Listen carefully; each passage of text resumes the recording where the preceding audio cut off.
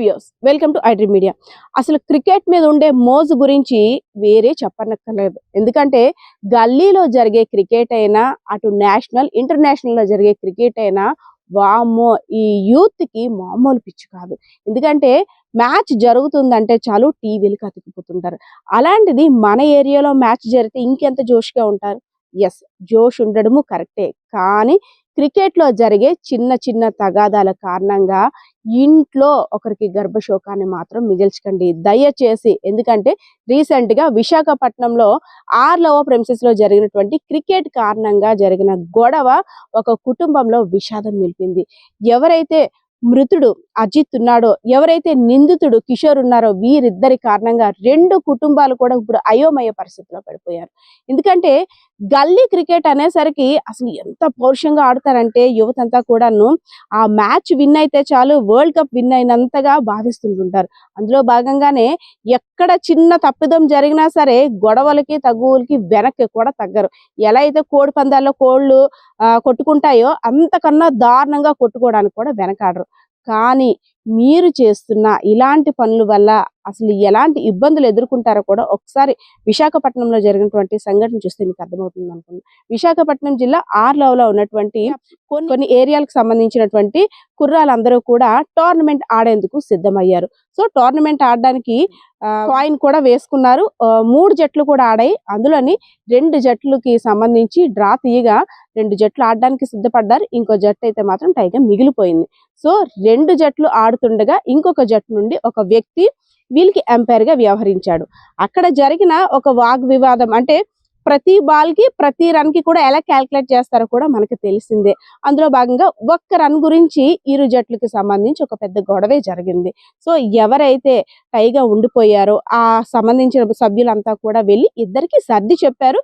అంతా కూడా అయిపోయింది. సో క్రికెట్ అయిన తర్వాత ఎవరిళ్ళకి వాళ్ళు వెళ్ళిపోయారు. అమ్మయ్య, గ్రౌండ్ లో జరిగింది, గ్రౌండ్ లో జరిగినట్టే వదిలేయాలి, మనం ఫ్రెండ్స్. ఎందుకంటే ఇదొక గేమ్ లో భాగమే తప్పితే దీన్ని సీరియస్ గా తీసుకోకూడదని అక్కడ అందరూ కూడా అనుకున్నారు. అంతా హ్యాపీగానే వెళ్ళిపోయింది. సో సాయంత్రం అయ్యేసరికి ఎవరైతే అజిత్ అన్నాడో, మృతుడు అజిత్ రోడ్డు మీద వెళ్తుండగా నిందితుడు కిషోర్ అనే వ్యక్తి అతి దారుణంగా ఆర్లవ ప్రెమిసెస్ లో ఉన్నటువంటి ఆ వ్యక్తిని రోడ్డు మీద అతి కిరాతకంగా చంపడంతో ఒక్కసారిగా ఆర్లవ ప్రాంతం అంతా కూడా ఉలిక్కి పడింది. ఎందుకంటే అసలు ఏమవుతుందో కూడా అక్కడ తెలియదు, ఏం జరుగుతుంది. ఇప్పుడు దాకా కూడా నార్మల్ గా ఉన్న రోడ్డు అంతా కూడా రక్తపాతంలా మారిపోయింది. ఒక చిన్న పాటి తగాదా పెరిగి పెరిగి పెరిగి పెరిగి కూడా పెద్ద గొడవగా మారిపోయింది. అసలు ఏం జరిగిందని ఏ ఒక్కరు కూడా అర్థం కావట్లేదు. అయితే తర్వాత పోలీసులు ఇచ్చిన సమాచారం మేరకు ఆదివారం మధ్యాహ్నం జరిగిన క్రికెట్ కారణంగా కొంతమంది యువకుల్లో జరిగిన గొడవే ఈ హత్యకు కారణం అంటూ కూడా పోలీసులు తేల్చేశారు. ఎవరైతే అజిత్ ఉన్నాడో, అజిత్ ఆ గొడవల మధ్యలో వెళ్ళడం, ఈ ఒక్కరాన్ని కంపల్సరీగా ఉండాలి అని చెప్పడం, అది సహించలేనటువంటి ఎవరైతే కిషోర్ ఉన్నాడో నిందితుడు, కిషోర్ కి నచ్చలేదు. కిషోర్ కి అజిత్ కి ఆల్రెడీ ముందే పోలమ్మ వారి పండగకి సంబంధించి పాత కక్షలు కూడా ఉన్నాయి. సో అది మనసులో పెట్టుకున్నటువంటి నిందితుడు కిషోర్ అజిత్ ని అతి కిరాతకంగా రోడ్డు మీద క్రికెట్ కారణంగానే గొడవ అయ్యింది అంటూ చంపేశాడు. చంపేసిన తర్వాత ఆర్లవ స్టేషన్ కి వెళ్ళి లొంగిపోయాడు.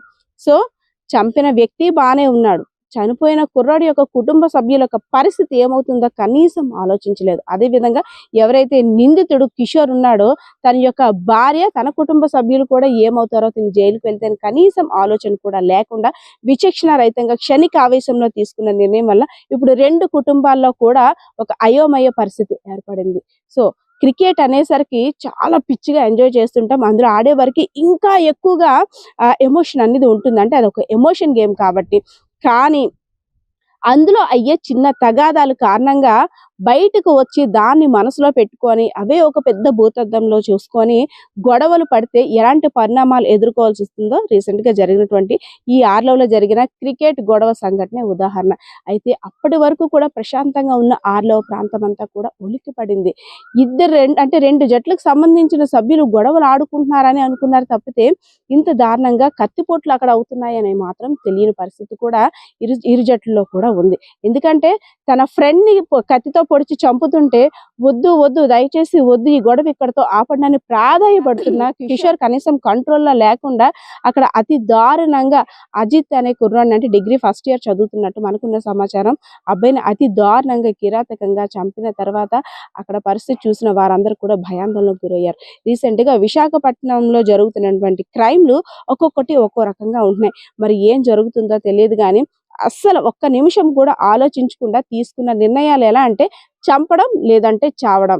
క్రైమ్ చేయడానికి అసలు వెనకాడటం లేదు. అసలు భయం కూడా లేకుండా కత్తులు కటార్లు అన్ని కూడా చేతిలో పట్టుకొని ఒక మనిషిని పొడిచి చంపడం అంటే వామ్మో, మాట్లాడడానికి సినిమాలో చూడడానికే భయపడతాం. అలాంటిది రియల్ గా అక్కడ జరుగుతున్న పరిస్థితులు చూస్తుంటే అక్కడ ప్రజలకి ఇంకా ఎలాంటి పరిస్థితి ఉందో కూడా మనం ఊహించుకోవాల్సిన అవసరం కూడా ఉంది. సో ఏదైతేనే ఐ డ్రీమ్ ఛానల్ ద్వారా వేడుకుంటుంది ఏంటంటే, ఏ గేమ్‌లోనైనా గేమ్స్ ఆడడం సహజం. అందులో వచ్చి చిన్న చిన్న తగాదాల్ని అక్కడికక్కడే వదిలేయాలి గానీ, ఇంకా పెద్దగా చూసుకొని అవేదో తప్పు చేస్తున్నట్టు పెద్దగా కక్షలుగా మారితే అనవసరంగా ఇంకొక కుటుంబంలో చిచ్చు పెట్టిన వారే అవుతాం. సో వేసవి సెలవులు వస్తున్నాయి కాబట్టి తల్లిదండ్రులందరూ కూడా పిల్లల్ని చాలా జాగ్రత్తగా గమనించాలి. అదే విధంగా క్రికెట్ గేమ్‌కి సంబంధించి గేమ్‌ని గేమ్‌గానే చూడాలి తప్పితే ఇంకా వేరే రకంగా ఏదో కక్షల రూపంలో చూడకూడదు అని ఎవరైతే మృతుడు అజిత్ ఉన్నాడో తన ఫ్రెండ్స్ అందరూ కూడా మిగిలిన యూత్ అందరికి కూడా వేడుకుంటున్న పరిస్థితి కూడా కనిపిస్తా ఉంది. కెమెరా పర్సన్ బాలకృష్ణతో పద్మ, ఐ డ్రీమ్ మీడియా.